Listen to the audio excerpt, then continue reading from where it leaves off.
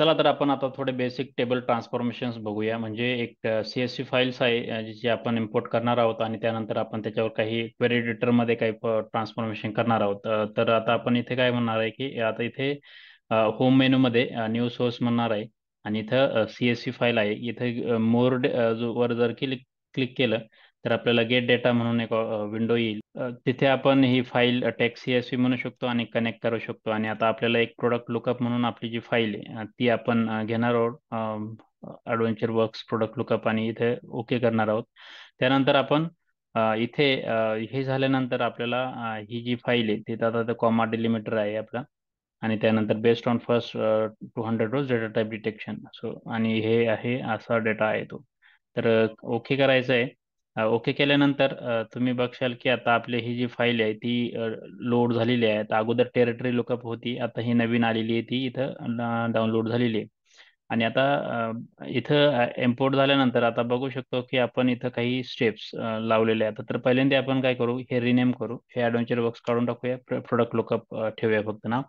आणि आता इथं तुम्ही बघितलं तर सोर्स, प्रमोटेड हेडर्स आणि चेंज टाईप हे तीन स्टेप्स ऑलरेडी अप्लाइड केलेले आहे इथे.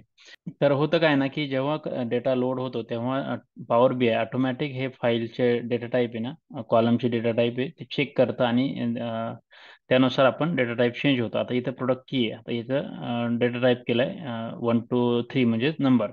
तर आता आपण काय करू शकतो ना की इथे तर आपण काय करू शकतो ना, इथं सर्व चेक करू शकतो बरोबर आहे का नाही. आता म्हणजे इथं हा नंबर आहे, ही नंबर फील्ड आहे, ही कॅरेक्टर फील्ड आहे, ही पण टेक्स्ट फील्ड आहे, ही पण टेक्स्ट फील्ड आहे, ही पण टेक्स्ट फील्ड आहे. म्हणून ते इथे बघायचं की आपलं झालंय की नाही. मॅन्युअली आपण एकदा चेक करू शकतो. कधी कधी टूल पण असं होऊ शकतं की रॉंगली डेटा टाईप अप्लाय करू शकतं. त्यामुळे आपण हे चेक करायचंय. आता इथे प्रोडक्ट साईज आहे, ही ABC केलेली, प्रोडक्ट स्टाईल आहे इथे चेक केलेली आहे. त्यानंतर आता आपण बघू इथे की हे दोन दोन जे कॉलम आहे ना ते डेसिमल केले कन्वर्ट 1.2 म्हणजे 1.2 म्हणजे इथे काय डेसिमल नंबर. तर आता आपली ही प्रोडक्ट कॉस्ट आणि प्रोडक्ट प्राइस आहे. तर आपण इथे हिला चेंज करू शकतो. इथे ही ॲक्च्युली करन्सी आहे. तर मग आपण काय करू शकतो, इथून करन्सी सिलेक्ट करू शकतो, फिक्स डेसिमल नंबर सिलेक्ट करू शकतो. जर असं जर केलं तर आपण हे ॲड न्यू स्टेप असं म्हणू शकतो इथे. आणि जिथं स्टेट चेंज डेटा टाईप आणि मग याचं आपण नाव पण चेंज करू शकतो. रिनेम म्हणू शकतो की चेंज करन्सी, चेंज करन्सी हे आपण करू शकतो. परंतु आता आपल्याला याला याला पण करायचे तर आपण हे काय करू ना, हे रिमूव्ह करू. मी आता परत रिवर्ट केली, ती डिलीट केली का तर तिथून आपण काढू शकतो. आणि इथून न करता आपण इथे हे दोन्ही सिलेक्ट करू शकतो. आणि दोन्ही सिलेक्ट केल्यानंतर आपण इथं डेटा टाईप चेंज करू शकतो ट्रान्सफॉर्म मेनूमध्ये. तो कसं करायचा आहे, ट्रान्सफॉर्म मेनूमध्ये जायचं आहे आणि डेटा टाईप इथं आहे तो आपण इथं फिक्स डेसिमल नंबर ह्या दोन्हींचा एकदमच करू शकतो. इथं काय म्हणतं, रिप्लेस करंट स्टेप करायची का तर नाही, करंट स्टेप नाही करायची. म्हणजे ही स्टेप जी आहे प्रिव्हियस स्टेप ती रिप्लेस होती, रिप्लेस नाही करायची, आपण ॲड अ न्यू स्टेप म्हणायची. आणि आता हे दोन्ही पण तुम्ही बघू शकता की ऑटोमॅटिक झालेले आहे.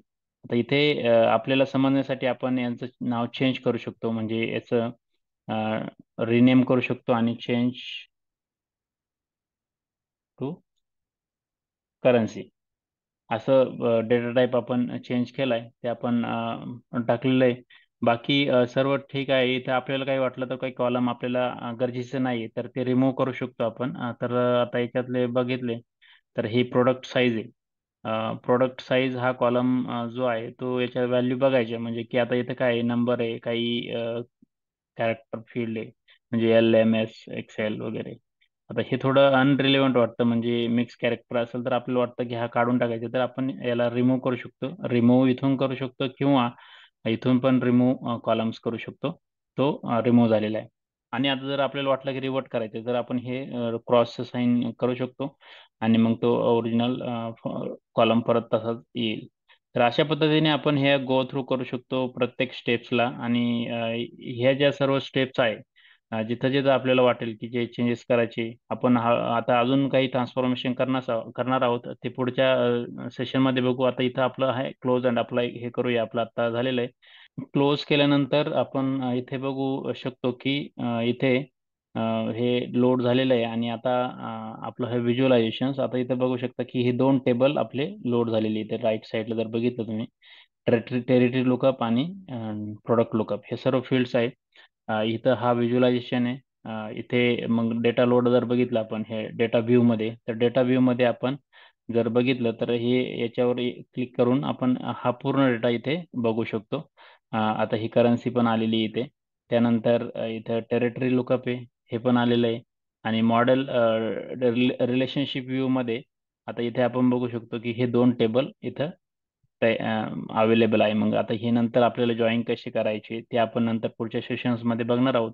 परंतु अशा पद्धतीने हे डेटा मॉडेल आपलं हळूहळू बिल्ड होत आहे, जिथं की आपण हे दोन टेबल दिसत आहे आणि त्याला नंतर आपण जॉईन करणार आहोत. डेटा व्ह्यू मध्ये आपले वेगवेगळे डेटा दिसेल आणि व्हिज्युअलायझेशन मध्ये आपण इथे हे आपले दिसणार आहे. आता आपल्याला हे व्हिज्युअलायझेशन मध्ये आपण हे ऍड करू शकतो. तर अशा पद्धतीने आपण हळूहळू हे सर्व ऑपरेशन्स बघणार आहोत. परंतु आतापर्यंत तुम्हाला फ्लो समजला असेल की आपण काय केलं. तर आतापर्यंत आपण जेवढं काही केलं तेवढं काही प्रश्न असतील, काही डाऊट्स असतील तुम्हाला, तर तुम्ही कमेंट्स मध्ये विचारू शकता.